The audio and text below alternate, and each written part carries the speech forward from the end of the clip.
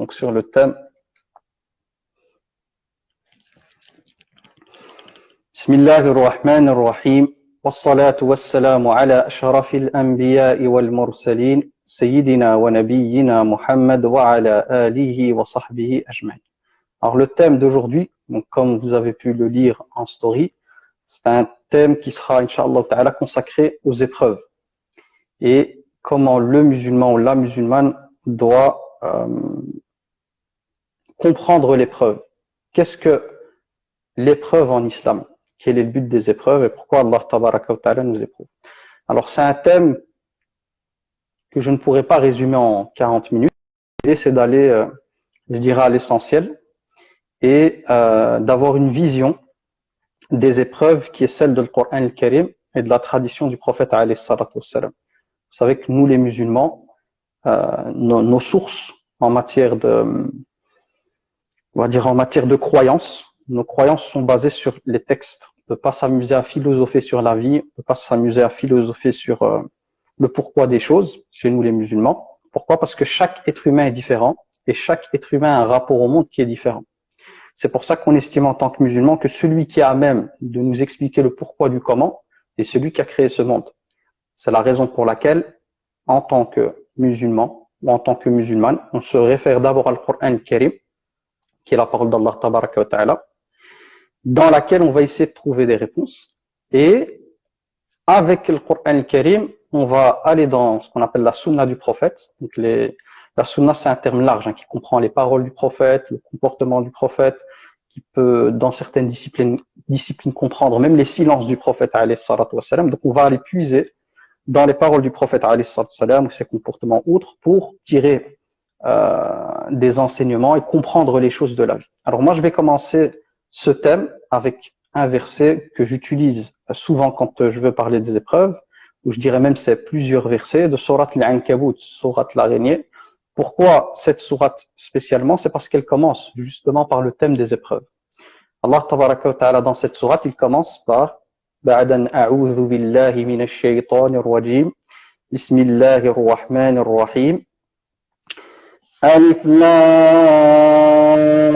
mim. أحسب الناس أن يتركوا أن يقولوا آمنا وهم لا يفتنون. Allah dit Alif Lam Mim, ce sont des lettres de la langue arabe. أحسب الناس, est-ce que les gens pensent-ils أن يتركوا, qu'on va les laisser, يتركوا أن يقولوا آمنا وهم لا يفتنون. Donc on va les laisser dire nous croyons sans les éprouver. Donc déjà dans ce verset-là, on a pas mal d'informations quant à la manière de comprendre les épreuves, mais aussi ce premier verset doit permettre à la musulmane et aux musulmans d'avoir une bonne opinion de son Seigneur. Pourquoi? Parce que je reçois pas mal souvent de messages de personnes musulmanes qui ne comprennent pas pourquoi ils ou elles sont autant éprouvés alors que dans leur vie de tous les jours, il ou elle, donc le musulman ou la musulmane, veille à respecter les commandements d'Allah tabaraka wa ta'ala, prie, fait des prières surérogatoires, jeûne même des fois des jeûnes surérogatoires, fait le bien. Et les gens se posent des questions. Ils me disent, mais je comprends pas en fait. Comment ça se fait que je fais le bien, j'évite le haram, je chemine vers Allah tabaraka wa ta'ala. Pourtant, dans ma vie, je me sens bloqué, coincé, les épreuves se succèdent. Mais voilà, je comprends pas. Est-ce qu'il y a une explication religieuse derrière cela, sachant que je connais des personnes qui font partie de la communauté musulmane, qui vivent à des années-lumière de la pratique, et j'ai l'impression que pour ces personnes-là, ça se passe bien. Et d'ailleurs, les personnes vont encore plus loin, elles me disent même que voilà, il y a même des personnes qui ne croient pas en Allah tabaraka wa ta'ala, pourtant leur vie se passe bien. Souvent, les choses avec lesquelles on va revenir, c'est ils sont mariés, ils ont des enfants, travaillent, ils ont assez d'argent, des fois ils ont de belles maisons, de belles voitures et tout. Alors que moi, je suis musulmane, ça va être l'homme. Lui va me dire, moi aussi je suis musulman, et je comprends pas en fait. Pourtant, je fais ce qu'Allah me demande, et ma vie, je vois pas le bout du tunnel. Donc comment tu peux m'expliquer ça? Moi, dès que les personnes me disent ça, le premier verset qui me vient en tête, c'est celui que j'ai cité. C'est Allah tabaraka wa ta'ala qui répond à ce type d'interrogation en disant, ahasiban nas, est-ce que les gens Et là, il a utilisé le terme nas. Il n'a même pas dit les croyants, les gens. Les gens. Ahasiban nas an yutraku, qu'on va les laisser comme ça. Dire nous croyons sans les éprouver. Et ici, le fait que ça commence par nas, c'est aussi la question de s'interroger sur la foi. C'est-à-dire qu'Allah, il dit par après que est-ce qu'il va laisser les gens dire nous croyons? C'est-à-dire que les gens vont dire nous croyons. Mais dans la réalité, quand on regarde le fond des choses, cette croyance, elle est plutôt faible. Parce qu'à partir du moment où on croit en Allah tabaraka wa ta'ala et qu'on a une bonne compréhension de qui est Allah tabaraka wa ta'ala, quant au fait que c'est Ar-Rahman Ar-Rahim, qu'il a plus de miséricorde pour nous que notre mère, comment un musulman, une musulmane qui a compris ça peut s'imaginer qu'Allah tabaraka wa ta'ala lui veut du mal, qu'Allah tabaraka wa ta'ala, hachal, il est injuste envers elle, envers cette personne, et que voilà tout ce qu'elle subit, voilà, comme si la personne ne comprend pas, c'est pas, je pensais qu'Allah, il n'était pas comme ça. Dans l'idée de dire, je pensais pas qu'Allah, il allait me mettre dans une telle difficulté, dans de telles épreuves, je comprends pas, en fait. Alors qu'on dit que c'est Ar-Rahman Ar-Rahim. Donc, déjà là, Allah Tabaraka wa Ta'ala, il corrige cette manière de se représenter Allah Tabaraka wa Ta'ala. Dans le sens où la personne, elle a l'impression que le fait d'être miséricordieux, c'est-à-dire le fait qu'Allah soit pour nous bon, qu'il veut notre bien, ça doit automatiquement se traduire par le fait que tout ce qu'on veut dans cette vie, on l'a en fait. Il se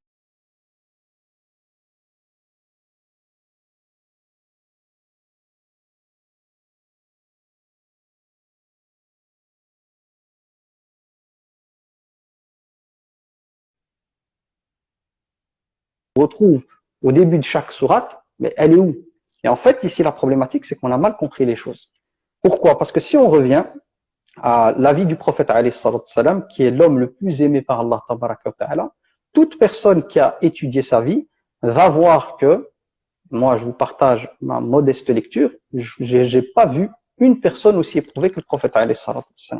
Pourtant, personne ne peut dire qu'Allah n'aime pas le prophète, alayhi salam. Tout le monde est d'accord parmi les musulmans que le prophète, alayhi salam, c'est l'être le plus aimé par Allah. Est-ce que cet amour d'Allah pour son prophète a fait en sorte que dans sa vie, le prophète, alayhi salam, il a eu un tapis rouge, et le tapis rouge symbolise que des facilités et une vie, tout ce qu'il veut, il fait des doigts et ça arrive, ou il a plutôt eu une vie de difficultés, de labeur, d'épreuves, de moments où il arrive dans les limites de ce qu'il peut supporter. Comment alayhi salam, il a vécu la prophétie. Et donc, toute personne qui a déjà étudié la biographie du prophète, alayhi salam, va voir que, finalement, s'il y a bien une personne qui a été super éprouvée, c'est le prophète, alayhi salam. Si on prend l'aspect mort, parce que il y a des personnes, des fois, qui me contactent par rapport à la dimension de la mort, donc la mort de proches, le prophète, alayhi salam, il n'a jamais connu son père. Il a perdu sa maman alors qu'il était encore très très jeune. Il a perdu son grand-père qui avait pris en charge le prophète, alayhi salam. Il a perdu des épouses de son vivant. Il a perdu tous ses enfants de son vivant, à l'exception, excepté Fatima radiallahu anha, qui restait 6 mois après lui. Donc, déjà rien que pour les décès, il a perdu des personnes qui étaient plus jeunes que lui, auxquelles il était attaché. Et pourtant, il n'a pas estimé qu'Allah tabaraka wa ta'ala lui voulait du mal.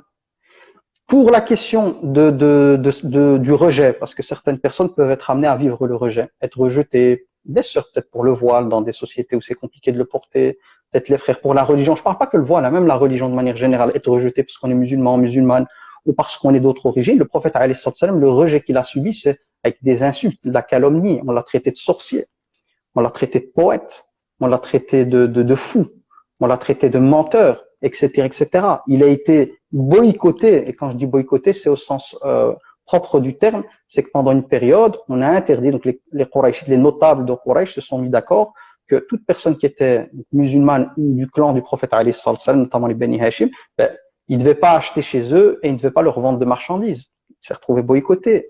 On lui a jeté, avec nos mots à nous, des poubelles à l'époque alors qu'il priait. Poubelles, c'était les tripes d'une bête. Donc ça sent vraiment les tripes là. Le prophète priait devant la Kaaba et un homme est venu, chez nous on dirait que le sac poubelle lui a versé sur sa tête. Elle est venue, elle a essuyé, mais pourquoi vous faites ça à mon père? On l'a attaqué physiquement, on l'a chassé même à un certain moment, il a dû fuir la Mecque parce qu'ils ont voulu le tuer. Arrivé à Médine, d'autres épreuves. Il y a eu l'épreuve de la calomnie, on a accusé son épouse.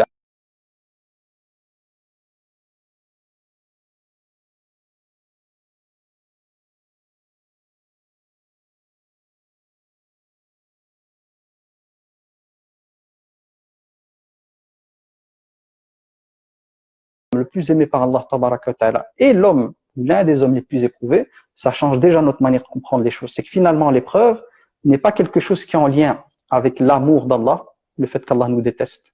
Ou je dirais même, je vais corriger ce que je viens de dire, c'est que l'épreuve souvent, quand on est croyant, indique plus le fait qu'Allah nous aime que l'inverse. Plutôt ça que je devrais dire. C'est que quand Allah tabaraka wa ta'ala éprouve un croyant, une croyante, qui notamment est dans la piété, c'est pour son bien. Pourquoi? Parce que dans des traditions, dans des hadiths du prophète alayhi salam, on apprend que quand Allah tabaraka wa ta'ala veut pour une personne un degré au paradis, donc beaucoup plus haut que ce que la personne elle mérite, Allah tabaraka wa ta'ala l'éprouve parce qu'elle n'est pas capable. Si elle n'est pas capable d'atteindre ce degré par la pratique, il déverse sur elle des épreuves qui vont lui servir d'ascenseur. C'est-à-dire que l'épreuve, quand on est croyant, croyante, est en fait une espèce, on peut dire symboliquement, d'ascenseur qui élève notre degré au paradis. Mais quand on parle de l'élévation du degré qu'on aura au paradis, c'est de comprendre qu'Allah veut qu'on soit proche de lui, parce que plus on monte au paradis, plus on se rapproche du trône d'Allah tabaraka wa ta'ala.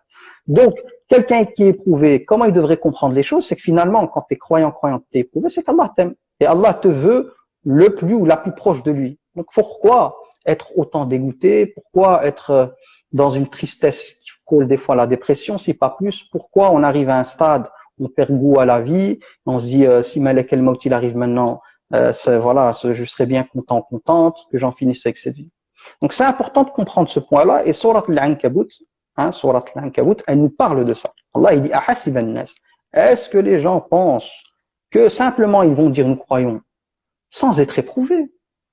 Et d'ailleurs, tout à l'heure, je réfléchissais avant de préparer mon cours, je me suis dit, subhanallah, sur Terre, quand les humains veulent honorer les gens, qu'est-ce qu'ils font? Ils organisent des concours, ils organisent des épreuves, ils organisent des choses dans lesquelles on va mettre les personnes à l'épreuve pour montrer leur niveau. Par exemple, vous avez les Jeux Olympiques. Les Jeux Olympiques permettent, par des épreuves multiples, de distinguer les gens. Et en fait, quelqu'un qui sera le plus, on va dire, donc la personne qui sera la plus compétitive, c'est-à-dire qui va endurer, qui va patienter, qui va faire son maximum, ben c'est elle qui, à la fin, même si elle a souffert, on peut parler de marathon, on peut parler de 10 kilomètres sur une piste, 8000 kilomètres, pas 8000 kilomètres, mais plutôt 8000 mètres, etc., etc. Donc, je pense ça en mètres, 10 000 mètres, 8000 mètres, 3000 mètres et tout. À la fin, vous le savez tous, les personnes qui ont vraiment enduré, qui n'ont pas craqué sur la piste, et qui ont tenu et qui se sont donnés à fond, ben, on leur met une médaille. Et ils sont super contents de pouvoir porter cette médaille. C'est pareil dans tous les sports. Dans tous les sports, il y a une compétition, des épreuves, la difficulté, c'est pas facile, etc., etc. Mais plus les gens vont résister, se battre et arriver au sommet, plus ils seront contents. Et puis on va les honorer, on va leur donner quelque chose. Ils seront reconnus mondialement et autres. Donc pourquoi je vous dis ça? C'est pour comprendre que dans la vie de tous les jours, on a des exemples qui montrent que l'épreuve a un but particulier, c'est d'élever les personnes. Quand on est éprouvé, l'épreuve, c'est l'idée de faire ressortir les gens endurants, les gens qui méritent une décoration, si on peut dire comme ça, des autres. Et le sport, j'ai pris le sport ici, mais on pourrait prendre aussi le cas quand il y a des concours, quand il y a ça peut être des concours pour rentrer dans une école, etc., etc., même les examens et autres. Le but, c'est à chaque fois de permettre de distinguer les gens. Donc, si on l'accepte dans le domaine humain, on accepte que les personnes qui se donnent à fond, qui endurent et tout, qui lâchent pas, ben, finissent par être décorés et même respectés par les gens, parce que vous savez que dans le domaine du sport, ben, je sors un peu du cadre religieux, souvent les sportifs de haut niveau sont reconnus par les gens, ils ont des followers, ce sont des personnes qui deviennent des modèles, que les gens suivent et tout. Donc nous, chez nous les musulmans, on a la même chose au niveau spirituel, c'est-à-dire qu'Allah tabaraka wa ta'ala, pour nous, il a mis en place cette vie sur terre, pour nous et pour tous les humains, afin de nous tester. C'est pour ça que dans le verset juste après, Allah il dit, Subhanah, pour montrer que c'est une loi générale, qu'il n'y a personne qui peut échapper à ça, il dit, Subhanah, وَلَقَدْ فَتَنَّا الَّذِينَ مِن قَبْلِهِمْ فَلَيَعْلَمَنَّ اللَّهُ الَّذِينَ صَدَقُوا وَلَيَعْلَمَنَّ الْكَاذِبِينَ. Allah il dit, Allah a certes éprouvé les générations d'avant eux, donc ça c'est notamment la génération du prophète. Allah rappelle aux compagnons et autres qu'avant eux, d'autres générations étaient éprouvées. Donc que l'épreuve, c'est quelque chose qui fait partie de l'identité de la vie sur Terre. L'épreuve, elle fait partie de l'identité. C'est comme ça, on ne peut pas échapper à l'épreuve. La vie, c'est une épreuve. On ne pourra pas y échapper. C'est pour ça qu'Allah dit, on a éprouvé ceux d'avant. Quel est le but? C'est par cela qu'Allah tabaraka wa ta'ala met en évidence les véridiques des menteurs. C'est par cela qu'on va mettre des gens sur le podium et les autres pas parce qu'ils ont craqué en pleine course ou autre. Donc on voit les sincères, ceux qui disent ouais non moi je suis là, je suis déterminé, je vais y arriver et tout, et ceux qui mentent.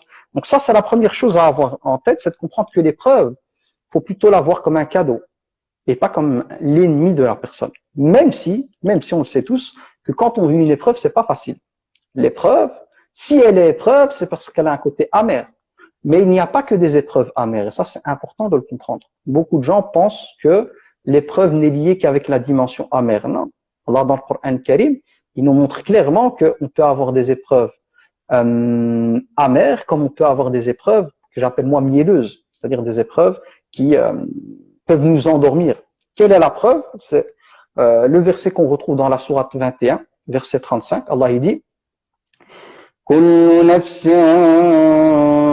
ذائقة الموت ونبلوكم بالشر والخير فتنة وإلينا ترجعون. Allah il dit كل نفس, toute âme goûtera à la mort, on ne peut pas y échapper, même goûter, c'est-à-dire qu'on ressent la mort. Toute âme goûtera à la mort. Puis Allah il dit وَنَبْلُوكُمْ وَنَبْلُوكُمْ بِالشَّرِّ وَالْخَيْرِ فِتْنَةً. Allah il dit et nous allons vous éprouver بِالشَّرِّ. Char, c'est quoi char? Char c'est le mal. Nous allons vous éprouver par des épreuves amères, moi je les appelle les épreuves amères, ce qui est difficile à vivre. Et puis il dit wal khayr, et le bien fitna, et il cite le terme fitna qui veut dire tentation. C'est-à-dire qu'on est testé, l'épreuve, elle comprend les bons côtés de la vie, mais aussi les mauvais côtés de la vie. Pourquoi? Parce que quand Allah tabaraka wa ta'ala nous ouvre les portes de la facilité sur plein de choses, on a, nous les humains, l'habitude de s'endormir en fait. On est en mode pantoufle, donc c'est-à-dire qu'on est en mode un peu, on devient un peu paresseux, on prend la vie comme elle vient, on profite. On oublie en fait ce côté éphémère que finalement l'ange de la mort ne va pas nous prévenir. Il va pas nous dire quand il va venir. Donc, des fois, quand tu es dans cette vie toute belle, qu'est-ce qui va se passer? Ce qui rend les choses compliquées, c'est qu'on oublie en fait, on est comme dans une forme d'éternité, parce que tout ce qui est en lien avec le bonheur, ça nous amène à penser que ouais, ça va continuer longtemps. Par contre, quand on est dans le malheur, c'est l'inverse, on veut que ça s'arrête, on est fatigué. C'est pour ça que certains, des fois, ils me disent que ouais, voilà, si la mort elle arrive, c'est mieux pour moi. Tellement que voilà, on est étouffé. Donc, l'épreuve difficile, elle est plus facile, et vous allez me comprendre pourquoi. Plus facile, pas dans le sens de ce qu'on va vivre, hein, mais elle est plus reconnaissable. On la voit mieux, on la comprend mieux, et on la détecte mieux que l'épreuve mielleuse. L'épreuve mielleuse, on la voit pas sur le radar. Le radar de se rappeler la vie, que la vie c'est un test, que la vie c'est une épreuve, qu'on va être jugé, qu'on va tous mourir, qu'on aura des comptes à rendre. Tout ce qui est mielleux, on le voit pas. Pourquoi? Parce que tu es dedans en fait. Et donc, les épreuves mielleuses nous endorment. Elles nous font oublier le pourquoi on est sur Terre. Par contre, les épreuves amères, et on peut mettre dans amères les maladies, les catastrophes et autres, là, quand on est malade, surtout les maladies graves, on pense à quoi? Surtout au début avec le coronavirus, les gens quand ils entendaient parler du corona, c'est pas le fait que le corona les a terrorisés, c'est la peur que cette chose-là mette un terme à leur vie. C'est ça qui a amené des gens à avoir autant, je vais dire peur. C'est la mort en fait. C'est pas le corona. Si le corona tu le passes comme une grippe, j'ai jamais vu des gens être effrayés de la grippe, ou rarement si ça existe, rarement. Pourtant, le corona c'est une forme de grippe. Mais comme cette chose-là a été présentée comme un serial killer, donc une chose qui pouvait mettre un terme à la vie de la personne, donc automatiquement, les gens, ils étaient dans la peur, la remise en question. Donc, cette épreuve-là, comme elle n'est pas mielleuse, elle est amère, elle amène les gens à justement se rappeler de la mort. Et qui dit mort, dit jugement pour les croyants, dit paradis, mais dit aussi enfer.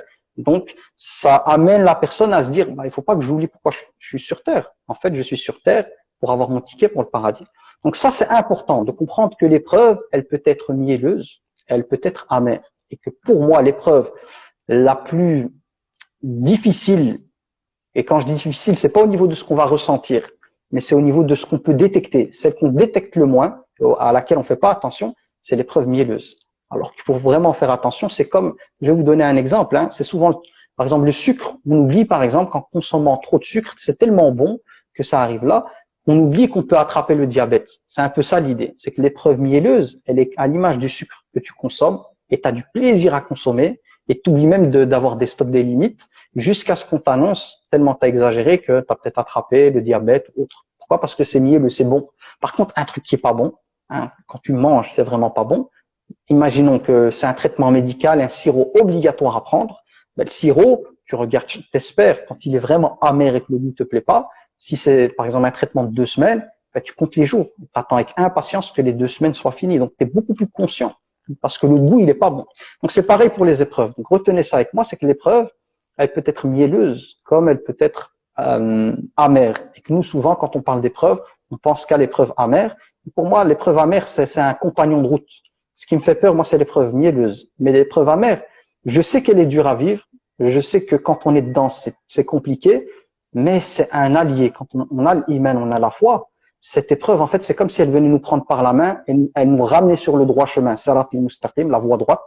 C'est comme si, par exemple, la vie nous avait amené à prendre des petits chemins dangereux où il y a des épines et tout. Et là, durant, on va dire, notre sortie de route, on a été griffé par les épines et tout.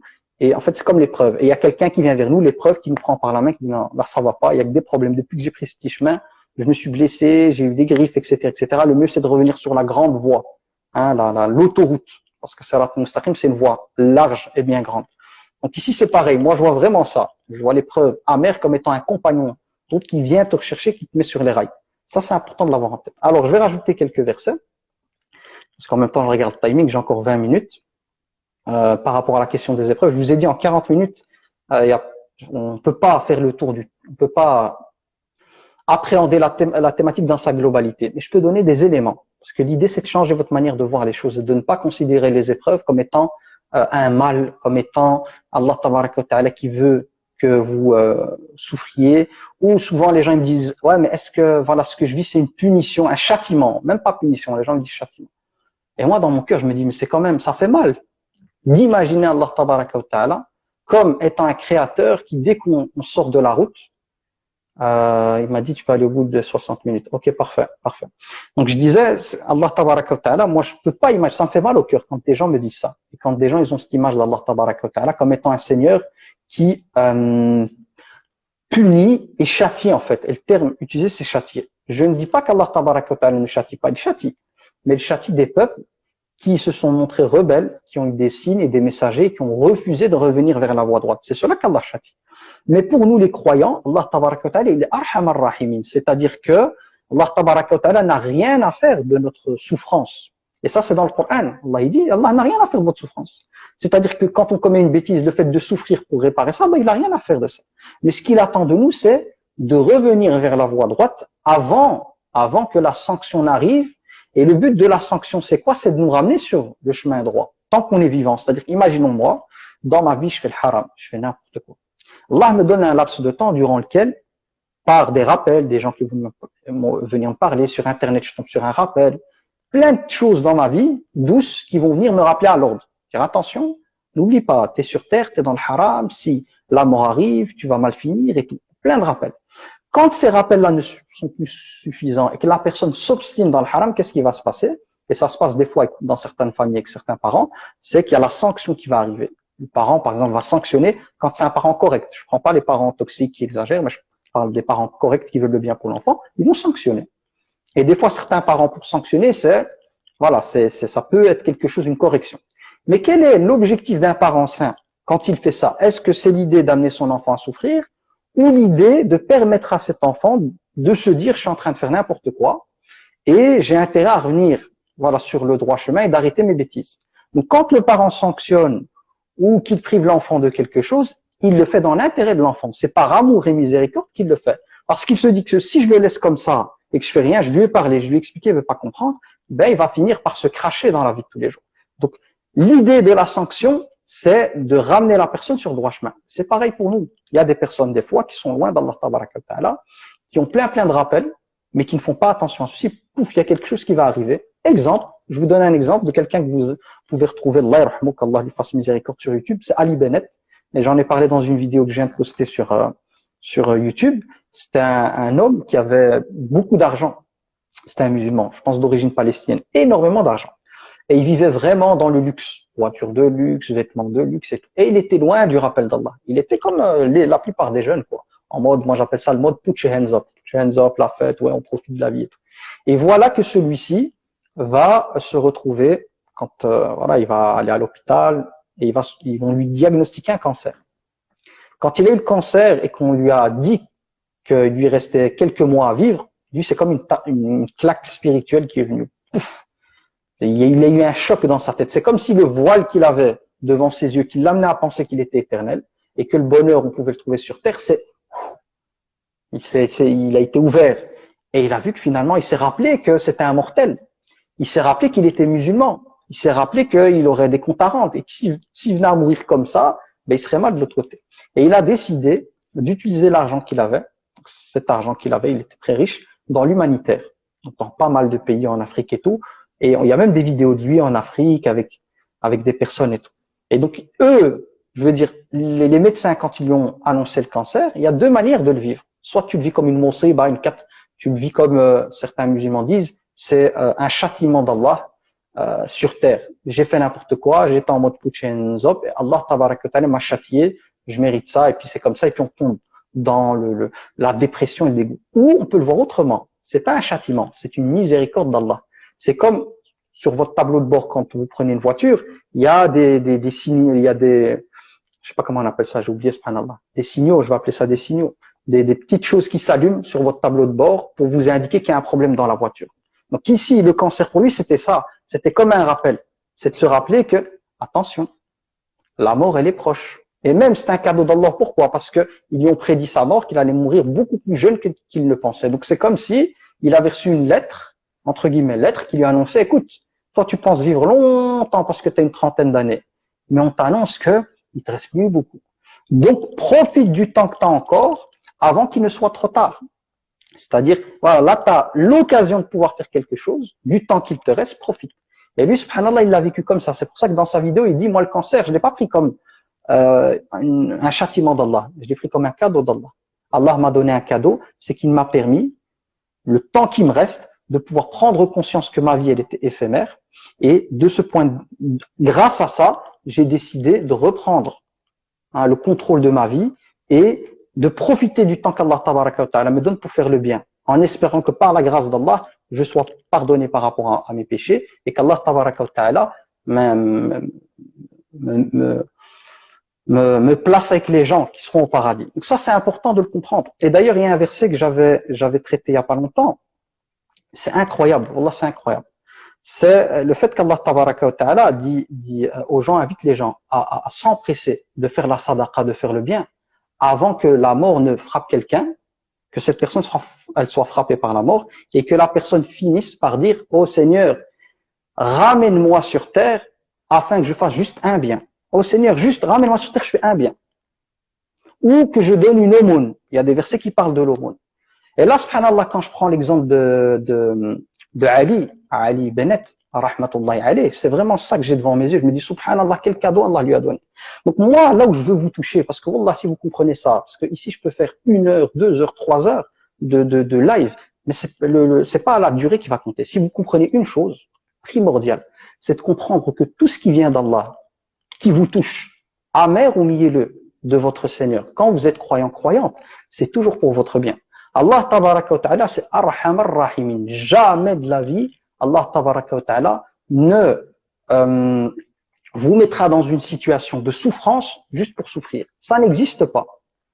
Et dans le Coran al-Karim, Allah tabaraka wa ta'ala, il dit s'il devait sanctionner chaque personne pour le péché qu'il fait, il n'y aurait plus aucune bête sur terre. Il n'y aurait plus personne sur terre. C'est-à-dire que si réellement on devait être sanctionné pour chaque bêtise, il n'y a plus d'humains sur terre.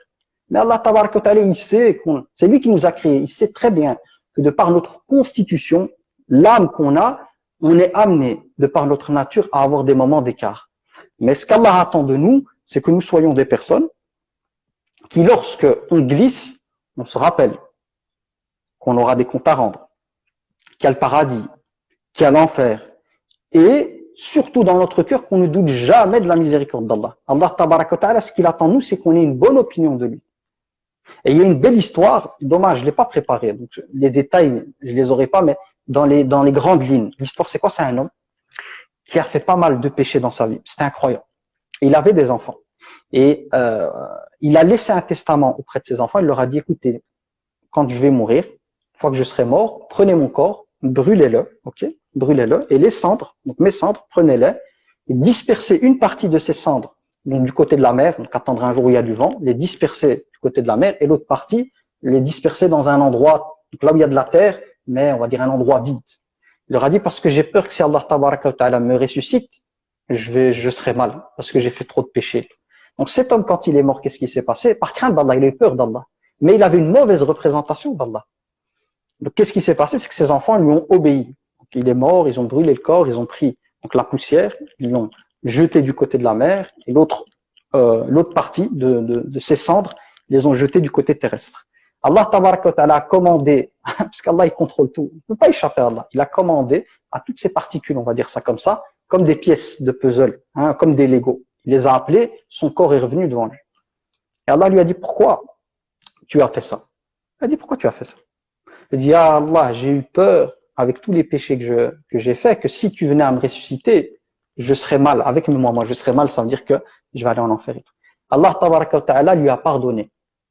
Pour le fait qu'il ait eu dans son cœur cette crainte d'Allah tabaraka wa ta'ala. Même si, dans sa manière de concevoir les choses, de voir, même s'il a fait une chose qui n'est pas légiférée, mais dans son cœur, quand il a fait ça, c'est par crainte d'Allah. Il dit, si Allah a l'occasion, pourtant c'est une erreur dans la croyance, hein, estimer qu'Allah subhanahu wa ta'ala, quand tes cendres sont jetées et qu'il ne va pas les ramener, c'est une erreur dans la croyance. Mais dans son fond, c'était quelqu'un qui était un peu ignorant, il ne connaissait pas la religion, mais dans son fond, c'était quelqu'un qui avait une foi. Il avait la foi et tout, mais vous savez, le côté humain, il prend le dessus, Shaitan, il joue avec. Parce qu'il y a la différence, on peut distinguer deux types d'humains.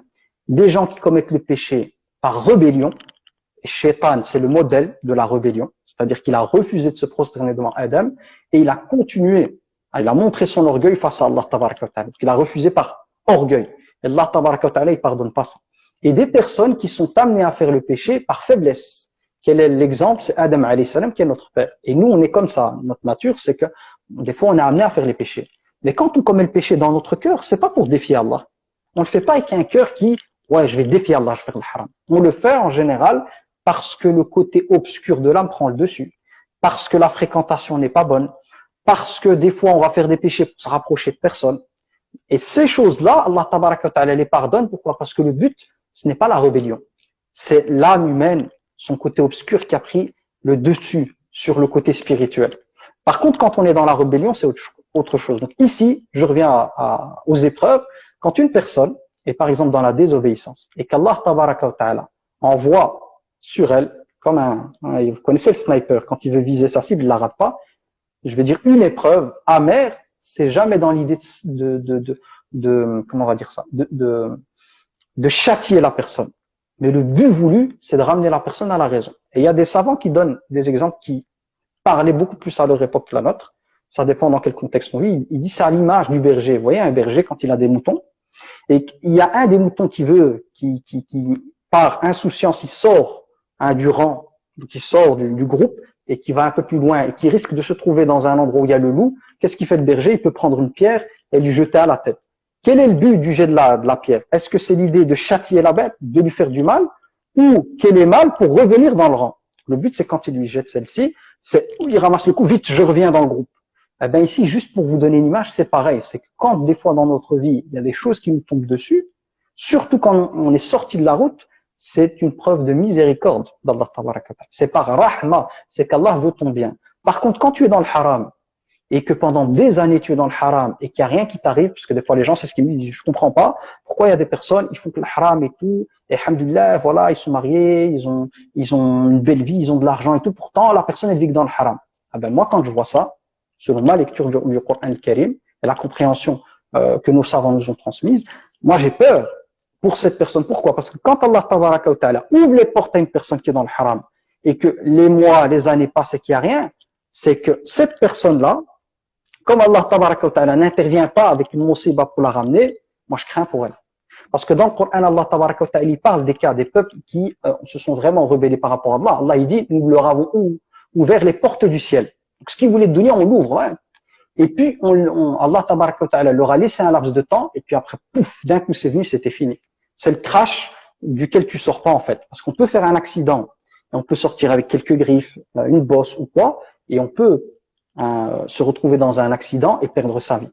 Et donc quand quelqu'un, il est dans le péché, et que vous voyez, appartenant à la communauté musulmane, que pendant des mois, des années, cette personne, vous voyez les biens, entre guillemets biens, de dunya qui viennent devant sa porte, alors ayez plutôt peur pour elle, ne dites pas quelle chance elle a. Quelle chance elle a, parce que ça, c'est le signe qu'Allah tabaraka wa ta'ala, cette personne, elle ne mérite pas d'être guidée. Par contre, je connais des gens qui, à chaque fois qu'ils sortaient du chemin pour une bêtise, directement, voilà, c'est des personnes qui se retrouvent avec des problèmes. Et d'ailleurs, même les gens disent, toi, t'es un vrai poisseux. C'est l'expression que les jeunes utilisent, t'es un vrai poisseux. Pourquoi poisseux? Parce que chaque fois qu'ils se retrouvaient avec ces gens-là, dans des endroits où il fallait pas, problème. Et j'ai même quelqu'un comme ça que je connais, beaucoup plus jeune, mais de ma cité et tout, un plus jeune, qui n'a jamais trafiqué, ni dealé, ni rien dans son quartier. Le jour où il a essayé, 2 années qu'il il s'est fait attraper. Directement. Il a même pas fait 1 mois qu'il s'est fait attraper. Alors que d'autres pouvaient faire ça pendant des années, il n'y a rien. Et lui, directement, 1 mois, problème. Donc, moi, quand je vois ça, je dis quoi? Je dis, Allah, il a voulu le bien pour celui-là. Il l'a pas trop laissé rester. Donc, dans votre vie, quand vous voyez que les problèmes commencent à venir, quand on est dans la désobéissance, et que des fois, voilà, les autres, on va dire, qui sont loin de la désobéissance, ne comprennent pas pourquoi d'autres qui sont dans le haram, ils sont bien, comprenez que ce bien que vous voyez, c'est pas un vrai bien. Parce que si réellement Allah avait voulu leur bien, il les laisserait pas comme ça. Donc ça, c'est pour ce point-là. C'est important. Alors, je continue dans voilà, j'ai encore quelques versets importants par rapport à la question des épreuves, et notamment un hadith du prophète alayhi salam. Mais ici, pour rajouter dans la dimension de l'épreuve, parce que des fois, les gens, ils sont éprouvés, ils comprennent pas. Le Coran, en fait, il répond. En fait, si on veut avoir les réponses, il suffit d'aller dans le Coran. Mais des explications, des rappels comme ça, le croyant a besoin de rappels. Des fois, on oublie le rappel. Allah, il dit dans Surat al-Baqarah, أم حسبتم أن تدخلوا الجنة ولما يأتكم مثل الذين خلوا من قبلكم. Allah il dit أم حسبتم, pensez-vous que vous allez rentrer au paradis sans être touchés par les mêmes choses que les peuples d'avant vous, donc ceux qui étaient avant vous. Qu'est-ce qu'ils ont eu? Allah il dit مستهم البأساء والضراء وزلزلوا. Allah il dit, ils ont été touchés par des maladies, par la misère et même des épreuves tellement grandes qu'ils se sont mis à trembler de l'intérieur. Notamment, ça c'est quand il y a vraiment de grosses catastrophes ou des guerres, imaginons des bombes qui tombent sur vous, et vous êtes terrorisé en fait. Le terme c'est terrorisé, terrorisé. حتى يقول الرسول والذين آمنوا معه متى نصر الله. À tel point que le prophète qui était avec ces gens-là et les croyants, ils étaient tellement éprouvés et l'épreuve a duré tellement dans le temps qu'ils ont fini par dire mais à quand le secours d'Allah? Mais à quand le secours d'Allah? Mais à quand le secours d'Allah? Je répète 3 fois, mais l'ayah le cite une fois, mais c'est pour comprendre cet état de mais on endure, on patiente, mais on voit pas le bout du tunnel en fait. Et c'est ce qui arrive à certaines personnes des fois qui m'envoient leur message, c'est qu'elles sont éprouvées et elles me disent moi je suis éprouvé, en fait j'ai l'impression plutôt que de sortir du tunnel. En fait, dès que j'ai l'impression que je vais me retrouver dans la lumière, c'est un autre tunnel qui m'attend. Et je passe de tunnel en tunnel en tunnel. Ben c'est quand cette délivrance elle va arriver? Et Allah il clôt le verset en disant Ala inna nasrallahi qarib. Allah il dit Allah, certes le secours d'Allah il est proche. Ce qui est intéressant, c'est que ce verset-là, on le retrouve dans Surat al-Baqarah, et que la Surat al-Baqarah, le début de sa révélation a commencé quand le prophète a quitté la Mecque pour Médine. Et le temps qu'il va passer à Médine avant de décéder alayhi salatu salam est plus ou moins de 10 ans. Cette sourate, elle a été révélée plus ou moins en 10 années. Et là, ce qui moi m'a super touché, c'est que durant cette période, les musulmans qui étaient avec le prophète, notamment lors de ce qu'on appelle la bataille du fossé, c'est quand les Qurayshites sont venus avec les coalisés, ils ont fait des coalitions avec des tribus arabes, ils sont venus, c'était une armée phénoménale. Les compagnons, quand ils ont vu cette armée se rapprocher de loin, ils étaient choqués, ils ont commencé à trembler la peur. Ce sont trop. Le nombre, j'ai oublié combien d'hommes, mais c'était peut-être, je pense, 10 000 hommes, mais je suis plus sûr, 10 000 hommes, trop. Et heureusement, Salman el-Farisi, donc un compagnon qui est d'origine perse, avait montré une technique au prophète alayhi salam, c'était de creuser, c'est pour ça qu'on l'appelle la bataille du fossé, le Khandaq, c'est de creuser un fossé, un grand trou pour éviter qu'ils puissent rentrer. Et il y avait des archers pour bloquer les personnes qui voulaient traverser, donc un grand fossé. Les musulmans sont restés plusieurs semaines, plusieurs mois, je ne sais plus si c'est 1 mois ou plus d'1 mois, assiégés, c'est-à-dire la peur, la faim, le froid, l'armée qui est devant eux, à essayer de repousser que ceux qui arrivent à passer. Puis il y a eu des trahisons à Médine, des clans qui étaient alliés du prophète qui ont trahi le prophète. Ils avaient peur pour leurs épouses, pour leurs enfants. Bref, une peur incroyable, la faim, le froid et tout ça. Donc tu trembles, tu n'arrives pas à dormir de la nuit, tu as une armée colossale. S'ils arrivent là, c'est fini. Ça, c'est un passage que le prophète alayhi salam a connu et les compagnons, très très difficile. Et ce passage, je pense que c'était plus ou moins, entre entre la quatrième, c'est entre, je pense que c'est 4 ou 5e, c'était la 4e ou 5e année de l'Hégire, plus ou moins. Les chiffres, voilà, je les ai pas. Qu'est-ce qui va se passer? C'est que dans le Coran, on trouve quoi? Alors que là, les croyants, ils sont dit, c'est fini. Ils vont raser, comme on dit en français, nous, Médine, c'est fini. Il n'y aura plus aucun musulman sur terre. Et là, subhanallah, des années par après, Allah tabaraka wa ta'ala a donné la victoire au prophète alayhi salam. Et la sourate, comment elle s'appelle sourate al-Nasr. Ici, le verset, il finit par quoi? C'est les croyants disent, à quand le secours d'Allah? Mata nasrullah, cette victoire d'Allah, quand elle va venir? Et Allah, il dit, le secours d'Allah, il est proche. Le terme proche ici, il faut bien le comprendre, c'est qu'il est venu des années par après. Donc, il n'est pas venu directement, c'est des années par après qu'Allah tabaraka wa ta'ala les a délivrés de leur épreuve.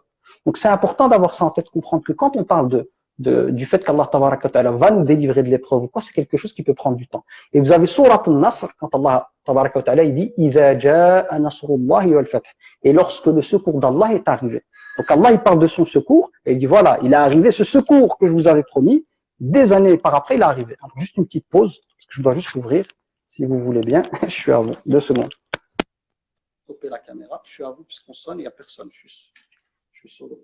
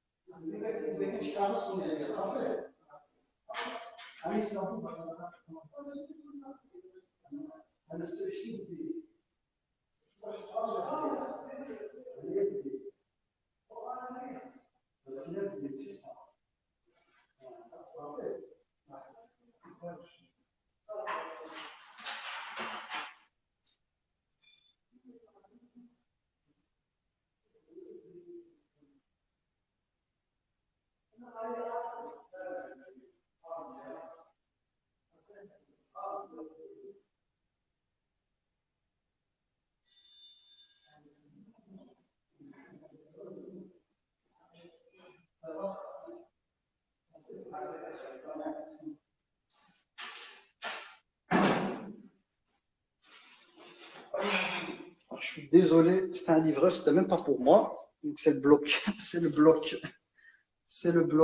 A, moi je suis bloc B, il est venu. Alors je sais pas, le frère Malik, est-ce que j'arrête ici ou quoi? Dis-moi, parce que j'ai coupé la live, donc subhanallah. J'ai tout fait pour être tranquille, rien, et ben il y a quelqu'un. Là, il te reste 10 minutes là, avant que ça coupe. 10 minutes, ok, parfait. Ok, parfait. Donc je reprends, Inch'Allah. Les imprévus du direct.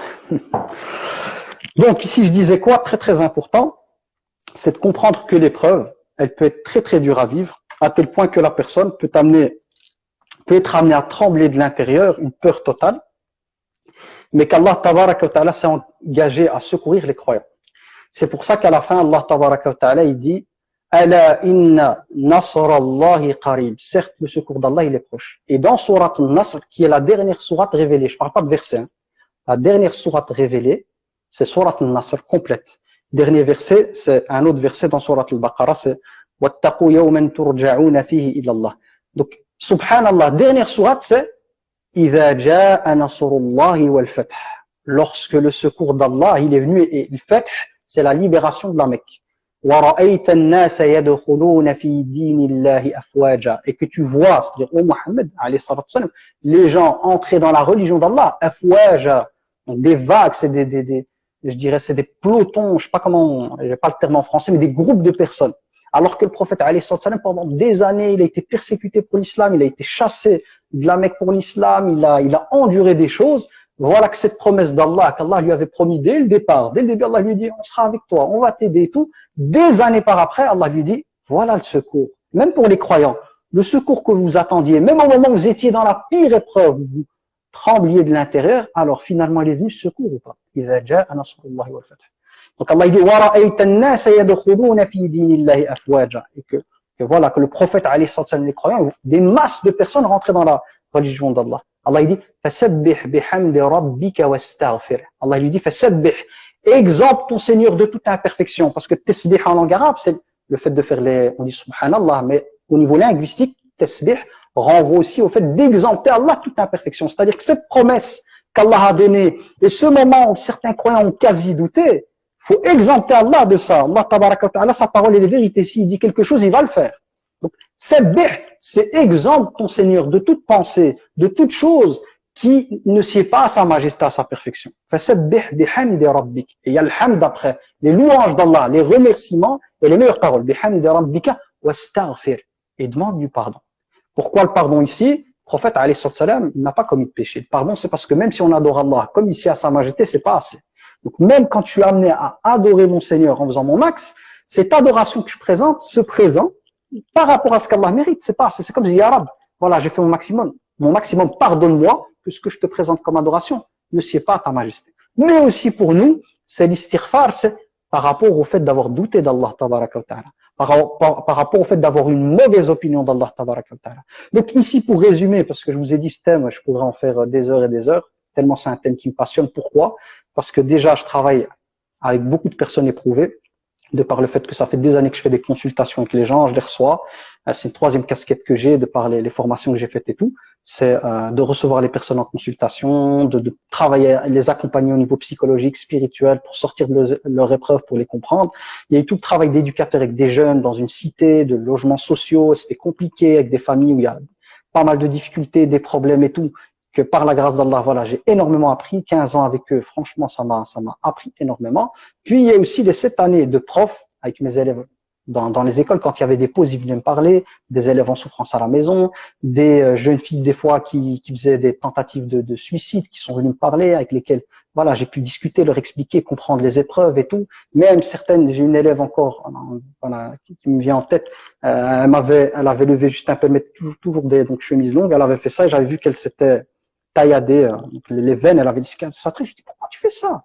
Mais en fait, elle souffrait parce qu'à la maison, comparaison avec elle et sa sœur, etc., etc. Donc, je veux dire quoi par là, c'est que depuis que je suis petit, déjà moi, j'ai été très éprouvé par la vie depuis petit, etc., etc. Donc, j'ai baigné dans les épreuves, moi personnellement. Puis, j'ai été amené à travailler avec des personnes dans les épreuves, et c'est devenu une seconde nature. C'est-à-dire que les épreuves, c'est quelque chose dans lequel je baigne tous les jours. Donc, ce que j'ai appris de par la grâce d'Allah tabaraka wa ta'ala, c'est que l'épreuve, pour pouvoir prendre de la distance avec celle-ci, c'est de changer notre regard sur celle-ci. C'est-à-dire que si je vois l'épreuve comme étant un cadeau, une occasion qu'Allah tabaraka wa ta'ala me donne pour m'élever spirituellement et me décharger du poids d'une partie de mes péchés, et que je vois cette épreuve comme ça, et que je comprends que l'épreuve, elle fait partie de cette vie, et que le meilleur des hommes, qui est le prophète, alayhi salam, il a été éprouvé, ben, mon rapport à l'épreuve change. Et en vérité, on va dire, l'une des clés qui aide énormément les personnes à mieux vivre l'épreuve, c'est de voir les choses différemment, de changer leur regard sur l'épreuve. Et le Coran, c'est ça son but. Quand on dit que le Coran, il est là pour guérir les cœurs, c'est parce que le Coran t'amène à voir les choses différemment. Donc, à voir les choses selon la réalité spirituelle qu'Allah tabaraka wa ta'ala a placée dans les épreuves. Et donc, quand on comprend ça, qu'est-ce qui se passe? Automatiquement, on libère son âme d'une partie de son poids. Parce que finalement, plutôt que de voir Allah tabaraka wa ta'ala comme un créateur qui, dès qu'on fait une bêtise, il nous punit, et l'idée de se dire, ouais, mais il veut qu'on souffre parce qu'on a fait des péchés, Allah tabaraka wa ta'ala, il n'a pas besoin de nous faire passer par l'épreuve pour nous pardonner les péchés. Il n'a rien à faire avec notre souffrance. Il n'a rien à faire avec elle. Et c'est dans le Coran. Mais ça fait partie de notre évolution personnelle, spirituelle et autre d'être éprouvé. Parce qu'en fait, les épreuves, elles nous permettent de mûrir, de mieux comprendre la vie, d'aller au fond des choses, de ressentir des choses puissantes, d'avoir le cœur qui penche vers la parole d'Allah avec plus, on va dire, plus d'ouverture. Donc avec un cœur beaucoup plus connecté. On a soif, on a besoin d'écouter le Coran ou un rappel pour apaiser notre cœur, comme quelqu'un qui aurait été au soleil et qui aurait vu son dos. Ben, imaginons que la personne, elle a eu un coup de soleil et elle a besoin de crème. J'ai besoin de crème, ça brûle, ça brûle, ça brûle. Ben, quand on est éprouvé, c'est le cœur qui brûle. Et donc, la personne croyante, elle se dit que le seul endroit où je vais trouver une espèce de crème qui va adoucir, qui va diminuer la douleur, c'est dans la parole d'Allah, les rappels. Et donc finalement, le Coran agit sur les cœurs qui sont prêts à recevoir cette parole, comme une terre sèche et aride qui attend avec impatience la pluie pour pouvoir redonner sa verdure et autres. Donc ça, c'est le cœur de mon message.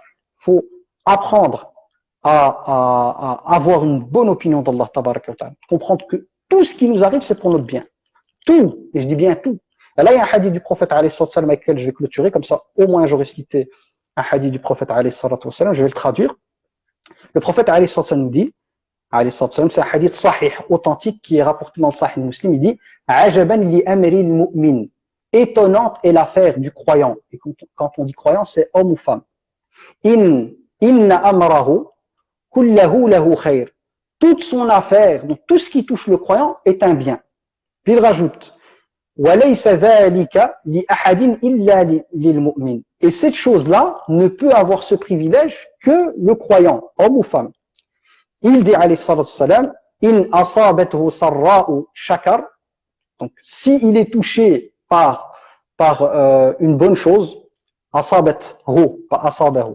In asabathu sarra'u shakar. Quand il est touché par une belle chose, une chose positive, shakar, il remercie Allah tabaraka wa ta'ala. فَكَانَ خَيْرٌ لَهُ. Et le fait d'être reconnaissant par rapport à ce bien qui vient d'Allah et de remercier Allah, c'est un bien pour lui. Il a des hasanats en faisant ça. Puis il dit, خَيْرٌ لَهُ. وَإِنْ أَصَابَتْهُ ضَرَّاءُ. Et lorsqu'il est frappé par un mal, sabar, il endure. C'est-à-dire qu'il endure pour Allah tabaraka wa ta'ala. Et là, il endure, il place sa confiance en Allah tabaraka wa ta'ala. فَكَانَ sabar. فَكَانَ خيرا له فكان خيرا له. Il dit alayhi salam, alors par le fait d'endurer cette chose qui le touche, c'est un bien pour lui. Pourquoi? Parce que quand tu endures, quand tu es touché par une épreuve, ben, cette épreuve qui te touche, elle t'efface les péchés, donc c'est un bien pour toi, elle t'élève en degré. Donc par le fait de l'accepter, donc de l'endurer, ben, automatiquement pourquoi c'est un bien?